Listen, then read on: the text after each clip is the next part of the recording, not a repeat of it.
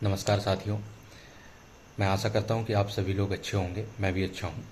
सम्मानित साथियों, आज हम ऐसे व्यक्ति के ऊपर बात करने वाले हैं जिनका नाम है चार्ल्स डार्विन। आज उनका जन्म हुआ था 1809 में, जो 1882 तक जीवित रहे और उन्होंने अपने जीवन में हमेशा विज्ञान और बायोलॉजिकल सर्वे करके और जीवन किस तरीके से चलता है इसके ऊपर उन्होंने जो है निरंतर सर्वे किया और ना जाने कितने बेहतर से बेहतर जो थ्योरी उन्होंने दिया, वो थ्योरी उनकी माइलस्टोन साबित हुई। उनकी थ्योरी थी, चार्ल्स डार्विन का सिद्धांत यह कहता था, जीवन लाखों वर्षों में कैसे बदले और प्राकृतिक चयन कैसे काम करता है। और उसमें कुछ जीवों के ऊपर उन्होंने अध्ययन किया, जिराफ, तितली और मच्छरों के ऊपर, जो उनकी कहानी क्या थी, वो निरंतर जो है लाखों साल पहले से जो है आज तक कैसे चलते आ रहा है। तो उनका मेन मेन जो मूल जो सिद्धांत था, मूल जो थ्योरी थी उनकी, वो एक तो जीव वैज्ञानिक थे, दूसरा बायोलॉजिकल पर्सन थे, वो नेचुरलिस्ट एंड बायोलॉजिकल पर्सन थे। हमेशा तार्किक व्यक्ति थे, तर्क करते थे कि वो जानते थे कि ये जो प्रकृति है निरंतर कहीं ना कहीं पहले गर्म थी, अब धीरे धीरे धीरे धीरे ठंडी होते जा रही। समय के साथ अगर बदलाव नहीं होगा, समय के साथ जीवों में, वनस्पतियों में, यहाँ तक जब से मानव हुए हैं, तब जो वानर थे या फिर जैसा भी, तब से लेके अभी तक अगर समय के साथ बदलाव नहीं होता तो आज हम जीवित नहीं रहते। मतलब हम एडाप्ट सिलेक्शन जो प्रोसेस होती है, नेचुरल सिलेक्शन प्रोसेस, उसके साथ में परिवर्तित होते होते आज हम यहाँ तक पहुँचे हैं। तो मेन उद्देश्य उनका ये था, जो उनका कहना था, नेचुरल सिलेक्शन के द्वारा जो विकास, evolution of theory, it means evolution of science. उनका ये कहना था कि नेचुरली जो व्यक्ति परिवर्तित होता है वही जो है अपने आप विकसित होता है या अपने आप को विकसित कर पाता है। मतलब ये है, उनने एक पुस्तक लिखे थे, उनकी पुस्तक जो लिखी गई थी 1859 में लिखी गई थी, उसका नाम था on the origin of species. उनका ये कहना था कि सिद्धांत के अनुसार जीवों को विभिन्न प्रजाति समय के साथ साथ धीरे धीरे परिवर्तित होती है। जो जीव अपने वातावरण के अनुसार सबसे अच्छी तरह अनुकूलित, एडाप्टेबल प्रोसेस होते हैं, वे जीवित रहते हैं और प्रजनन का कर अपनी विशेषताओं को अगली पीढ़ी तक पहुंचाते हैं।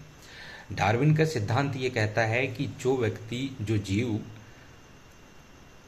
प्राकृतिक परिवर्तनों को एडाप्ट करता है, वो जीव निरंतर जो है अपने आप को और अपनी आने वाली पीढ़ी को जो जीन्स होते हैं उनको ट्रांसफर करता है।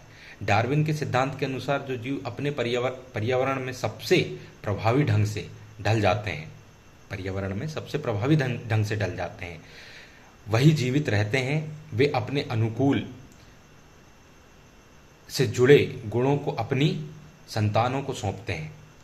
इसी प्रक्रिया को प्राकृतिक चयन, नेचुरल सिलेक्शन कहा जाता है और यही लाखों वर्षों में नई नई प्रजातियों के विकास, इवोल्यूशन का मुख्य कारण है।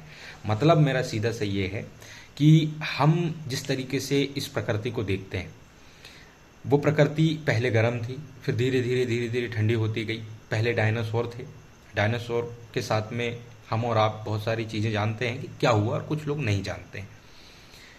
एस्ट्रॉइड आए या फिर जो भी आया, उनके साथ जैसा भी हुआ वो तो ख़त्म हो गए, लेकिन उसके कारण जो फंगस और ये सारी चीज़ें हुई, उनसे धीरे धीरे छोटे छोटे रूप में, बैक्टीरियाज के रूप में छोटे छोटे जो जीव थे, उनसे आज हम यहाँ तक आ गए हैं। और कहीं ना कहीं एक समय हम समझ सकते हैं कि बंदरों से या फिर जो बंदर हैं और भी प्रजाति के बंदर या जैसा, उसके अनुसार हम आगे बढ़ते गए। मतलब ये है कि हमने चेंजेबल प्रोसेस को अपनाया, सिलेक्शन प्रोसेस को अपनाया। प्रकृति जैसे जैसे चेंज होती गई वैसे वैसे उसके अनुकूल हम होते गए और आगे बढ़ते गए। आज भी हमें जीवन में जो है उसी अनुसार चलने की ज़रूरत है। बहुत सारे लोग पुरानी बातों को लेके चलते हैं, बहुत सारे लोग पुरानी चीज़ों को लेके अपने माइंड में रखते हैं। मेरा ये कहना है उनसे कि आप हेलीकॉप्टर का रूल अपनाएं। हेलीकॉप्टर का रूल क्या कहता है? हेलीकॉप्टर का जो पंखुड़ी होती है, पंखे होते हैं, वो हवा को ऊपर पास करते हैं। जीवन में हवा को ऊपर पास करते हैं और ऊपर पास करते हुए वो, मतलब नीचे पास करते हैं हवा को और ऊपर वो बढ़ते जाते हैं। हवा को पास करते हुए ऊपर बढ़ते जाते हैं। तो इससे ये समझ में आता है कि लाइफ में बहुत से ऐसे चेंजेस आते हैं, बहुत से ऐसे टर्म कंडीशंस आती हैं, या बहुत से ऐसे दौर आते हैं जिनमें व्यक्ति कहीं ना कहीं फंस के उसमें या तो ख़त्म भी हो सकता है या अपने आप को लॉक कर सकता है। मैं अधिकांश लोगों को देखता हूँ, मुझे ये टेंशन है, मुझे वो टेंशन है, मुझे मेरे साथ में ऐसा हो रहा है, मेरे साथ में वैसा हो रहा है, उस चीज़ को, छोटी सी चीज़ को पकड़ के चलते हैं और आने वाले फ्यूचर की तरफ वो लोग सोचते नहीं हैं। तो मेरा ये आग्रह है सभी से कि डार्विन की जो थ्योरी है वो नेचुरल प्रोसेस को, जो सिलेक्शन प्रोसेस जो है, नेचुरलिटी जो है, समय के साथ जो परिवर्तन होता है उसको अडॉप्ट करने की प्रोसेस है। इस चीज़ को अगर आप लेके चलेंगे तो निरंतर आप प्रोग्रेस करेंगे और निरंतर अपने जीवन में कुछ ना कुछ नया सीखेंगे।